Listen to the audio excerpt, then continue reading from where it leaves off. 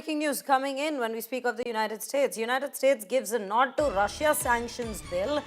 The bill authorizes up to 500% tariff on India. Tariff if India in fact continues to buy Russian oil. Bill gives Trump all power to target the Indian export.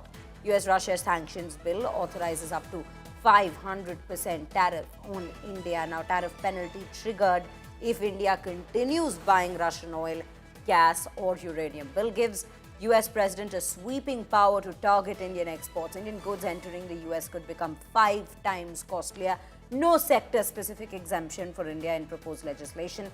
Move aims to force India to cut Russian energy imports. Tariffs could hit steel, pharma, textiles and engineering exports is what we are given to understand. India among top buyers of the discounted Russian crude since 2022. US sees the Indian oil purchases as indirectly funding Putin's war in Ukraine. Critics warn that 500% tariffs could damage US-India strategic partnership as well. Rohit Sharma continues to be with us on the broadcast. Let me quickly take a question with him as to understand what exactly does this imply and how this particular situation comes about. Rohit, let's understand one thing. There's been a year-long of negotiation and talks that's been going on between India and the US at this given point of time in 2025 itself. We've seen a 50% tariff that's been imposed already, but the situation still remains. And this is despite Kepler report saying that the imports have anyway gone down of crude oil. And despite that, we see such stringent announcements being made by the US on India when we speak of tariffs.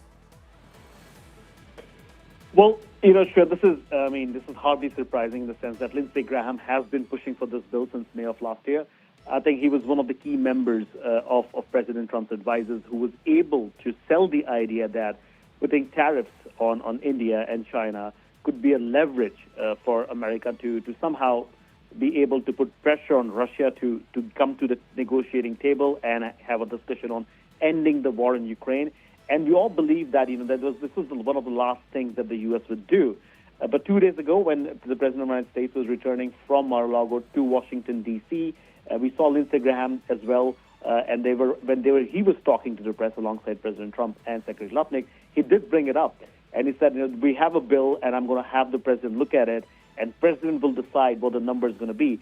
But as it exists today, the bill sanctioning Russia Act of 2025, it's mentioned that it would put up to 500% tariffs or on imports from countries that continue to buy Russian oil, gas, uranium, and related products, which means that he's definitely eyeing this as a leverage against India and China and even Brazil to incentivize them to stop buying this Russian oil and put pressure on Russia to end this war. We've also seen that President Trump has made comments in the past few days that he could raise tariffs if he wanted to.